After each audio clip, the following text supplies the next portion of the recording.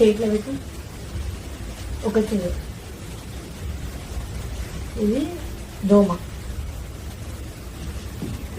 ఉంది, సపోజ్ దోమ ఉంది అనుకో, సరేనా? ఈ దోమకి ఫుల్ చలి పెడుతుంది, సరేనా? దోమకి ఫుల్ చలి పెడుతుంది. ఈ దోమ దగ్గర కడదాం. జాకెట్ పట్టుకో, జాగ్రత్త, చినిగిపోతుంది. ఇట్లా పట్టుకో. దోమకు ఫుల్ చలి పెడుతుంది, సరేనా?